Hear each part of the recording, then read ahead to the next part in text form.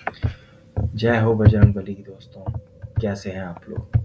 आपका एक बार फिर से बहुत बहुत स्वागत है मेरे चैनल सन्नाटा में। दोस्तों, ये मेरे खुद के अनुभवों से जुड़े किस्सों का दूसरा भाग है। तो आइए शुरू करते हैं आज के डरावने और रहस्यमयी किस्से। दोस्तों, मैंने आपको पिछले भाग में बताया था कि इन किस्सों में से ज़्यादातर मेरे मामा के घर से जुड़े हुए हैं। तो आइए शुरू करते हैं आज के पहले किस्से के साथ बिना किसी देरी के। दोस्तों, ये बात तब की है जब मेरी छोटी मौसी की शादी हो चुकी थी और मेरी नानी की काफ़ी समय बीमार रहने के बाद मृत्यु हो चुकी थी, जिस वजह से मेरे नाना जी अब अकेले रह गए थे। मेरे मामा मामी और मेरी दोनों ममेरी बहनें तो फर्स्ट फ्लोर पे रहा करते थे और मेरे नाना ग्राउंड फ्लोर पर। दोस्तों, पिछले भाग में मैंने आपको बताया था कि मेरे मामा का घर 3 फ्लोर्स में डिवाइडेड है। अब मैंने उस वक्त जॉब करनी शुरू नहीं की थी। मेरे नाना उस घर में अकेले रहने में घबराते थे। वो हमें बताते थे कि कोई उनको रात को परेशान करता है उस घर में।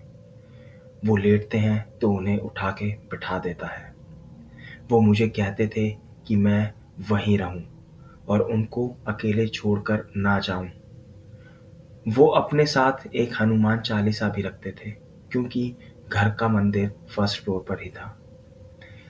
जब कभी उन्हें घबराहट होती थी तो वो बजरंग बाण और हनुमान चालीसा का जाप करते थे। दोस्तों, मैं ये बात बता दूं कि बचपन से ही मैं हनुमान जी को बहुत मानता था, पर बीच में ना जाने क्यों मैं भगवान को बिल्कुल भूल ही गया था। तो एक बार शाम को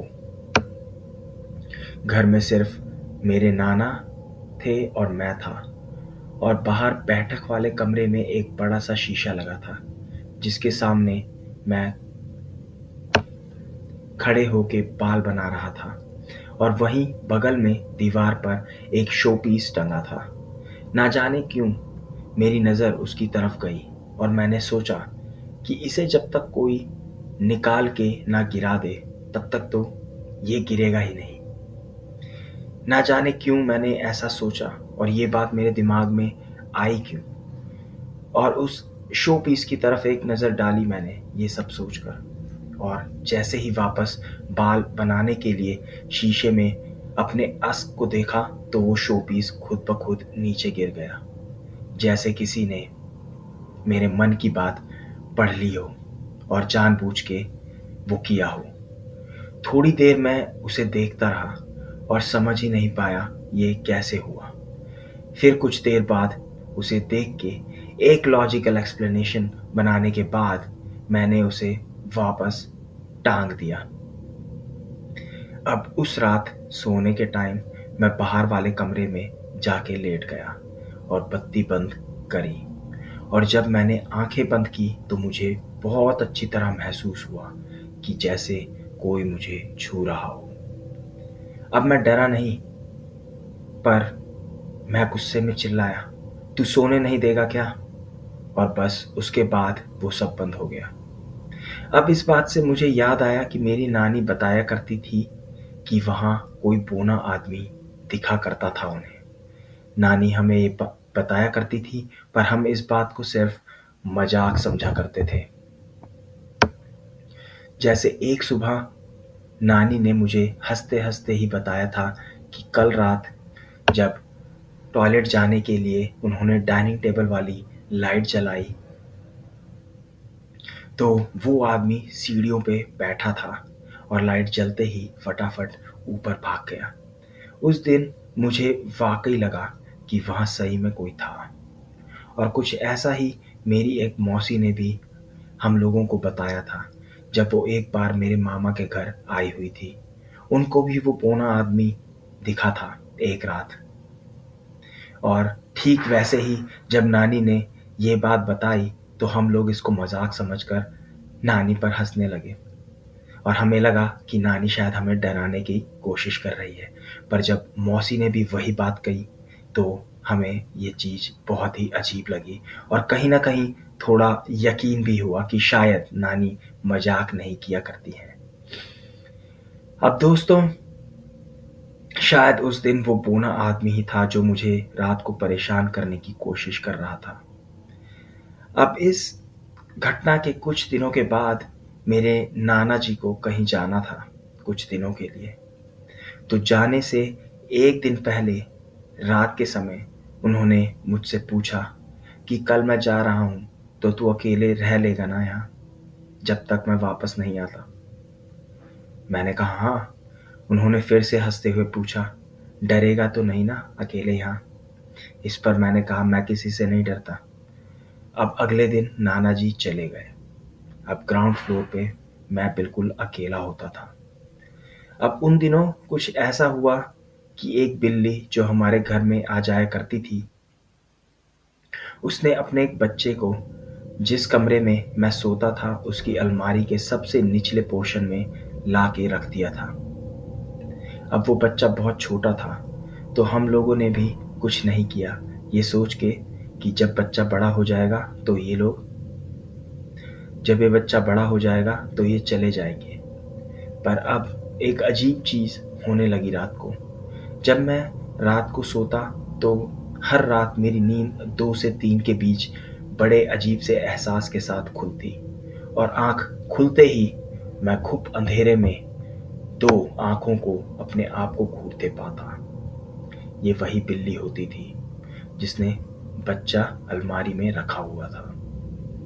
अब ये रोज़ होने लगा, पर एक बार वो बिल्ली 2-3 दिन तक लौट के नहीं आई, और उस दिन वो बच्चा बहुत रोया भूख के कारण। मैंने उसे बाहर निकाला और रूई से उसे दूध पिलाने की कोशिश भी की, पर वो बहुत छोटा था, तो वो बस रोता ही रहा। मैंने अपने मामा और मामी के काम से आने के बाद उनको सब बताया, तो मामा ने उस बच्चे को बाहर फेंकने को बोला, क्योंकि मामा ने बोला कि हो सकता है इसकी माँ मर चुकी हो।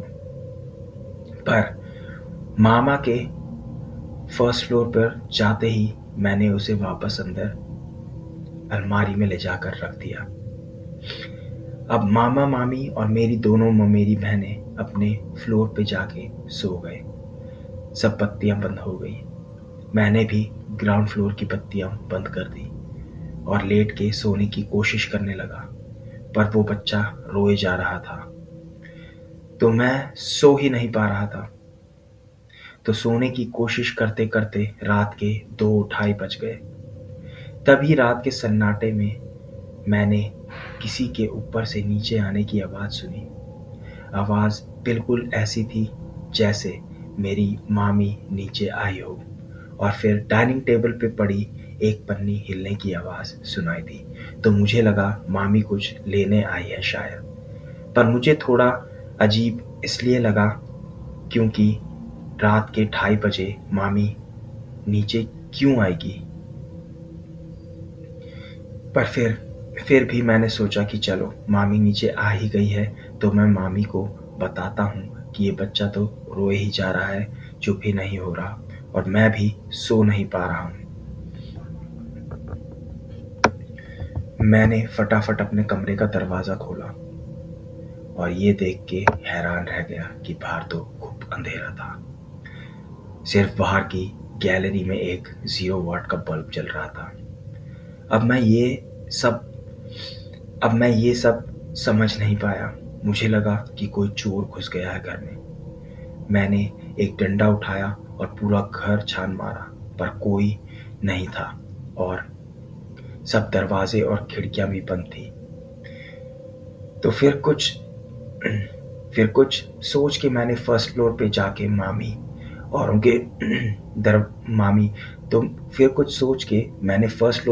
मामी औरों का दरवाज़ा खटखटाया, और जब मामी ने दरवाज़ा खोला तो मैं मामी को आधी नींद में देख के समझ गया कि मामी नीचे नहीं आई थी।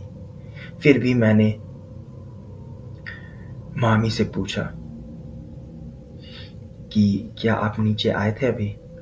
मामी ने बड़ी हैरानी से मेरी तरफ देख के बोला, नहीं तो क्यों, क्या हुआ? मैंने कहा मुझे लगा कि शायद आप नीचे आए थे।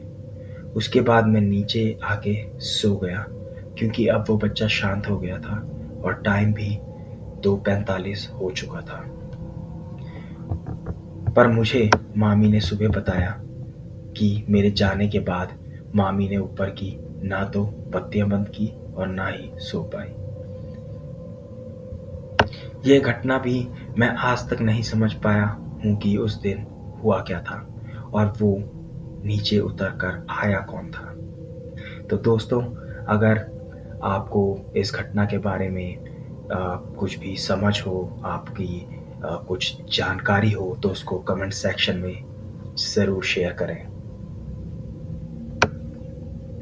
दोस्तों, ये दूसरी घटना मेरी नानी के घर की थी नहीं है, पर मेरे घर की है। मेरी नानी के देहांत के कुछ समय के बाद मेरे नाना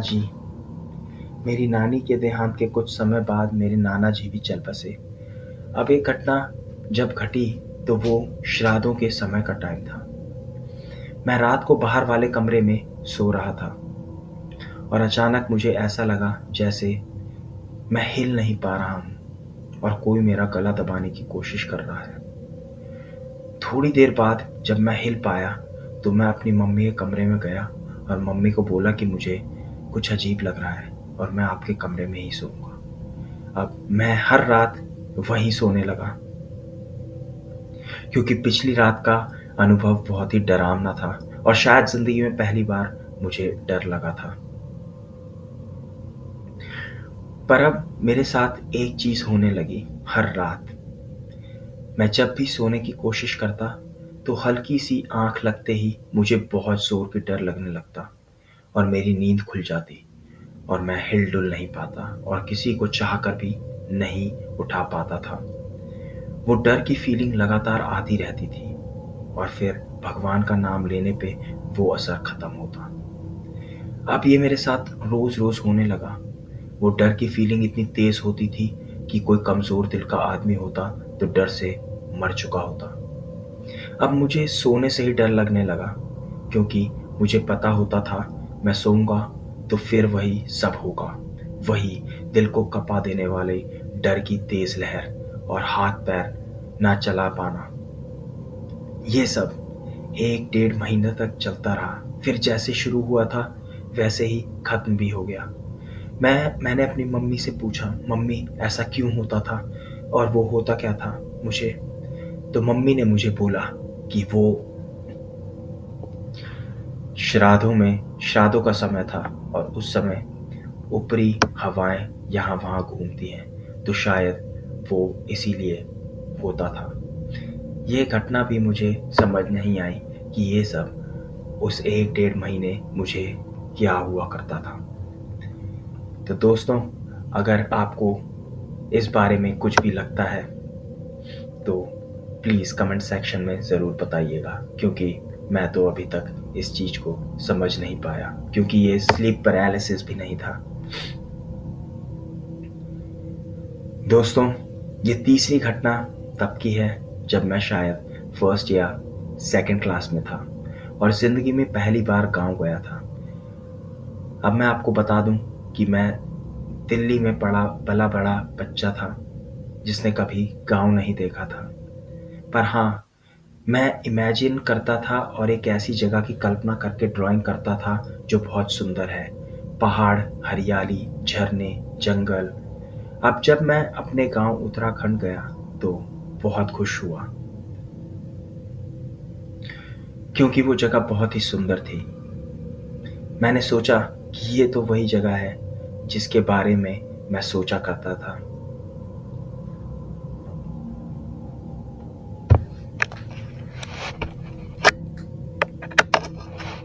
जिसके बारे में मैं सोचा करता था।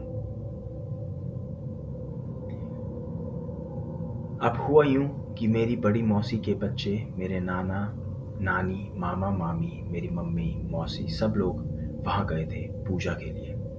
अब एक रात को हुआ ये कि सब लोग बाहर सो रहे थे रात को, क्योंकि आप जानते ही होंगे कि पहाड़ों में मई जून के महीने में भी मौसम अच्छा ही होता है। वहीं मेरे नाना के पुश्तैनी घर से सट के एक और घर था जो उनके चचेरे भाई का था। और उनके बड़े लड़के यानी कि जो मेरे मामा लगे, उनकी वाइफ बहुत अच्छी थी, तो उनकी सभी से बहुत अच्छी बातचीत थी। उस रात उस रात मेरी उस रात सब लोग बाहर सो रहे थे, पर मम्मी, मैं और मेरी दीदी, मेरी मौसेरी बहन अंदर ही एक कमरे में सो रहे थे, क्योंकि इन दोनों को शायद बाहर सोने में डर लग रहा था, शायद जंगली जानवरों की वजह से। और इनके कमरे से सटे कमरे में वही मामी भी सो रही थी। अब रात काफ़ी हो चुकी थी और सब सो चुके थे, पर मेरी दीदी उठी थी, तो उन्हें कुछ हल्के-हल्के बोलने की आवाज़ आई, जैसे कि मैं अपनी पिछली वीडियो में आपको बता चुका हूँ कि मुझे कहानी सुनने का बहुत शौक था। तो दीदी को लगा कि मेरी मम्मी मुझे कहानी सुना रही है। कमरे में खूब अंधेरा था। अब दीदी ने कन्फ्यूजन में पूछा, मौसी आप ही हो ना? तो जवाब आया, पर दीदी ने गौर किया कि हम जिस डायरेक्शन में सोए थे, ये रिप्लाई उसकी उल्टी दिशा से आया था। दीदी ने टॉर्च उठा के देखा, तो देखा कि वही मामी बाल खोल के आलती पालती मारकर बैठी थी और की आवाज के साथ दीवार की तरफ देख के किसी से बात कर रही थी, और वो अजीब तरीके से हिल भी रही थी। ये देख के तो दीदी की हवाइयाँ ही उड़ गई और वो फटाफट बाहर भागी और नानी के साथ जाके लेट गई, डर के मारे। अगले दिन जब उन्होंने ये बात सबको बताई, तो वहीं रहने वाली एक बुजुर्ग सी रिश्तेदार ने दीदी को डांटते हुए पूछा कि वहाँ क्यों सोए थे तुम लोग? तुम्हें नहीं पता कि रोज रात को उसकी मरी हुई सास उससे मिलने आती है और वो उससे हर रोज बात किया करती है। बस इतना सुनने के बाद डर के मारे हम लोग जब तक वहाँ थे, उनसे किसी ने ज़्यादा बात ही नहीं की। यह घटना तो पहले की है, पर मुझे बड़े होने के बाद ही ये सब पता लगा, जब दीदी ने इसके बारे में हमें बताया।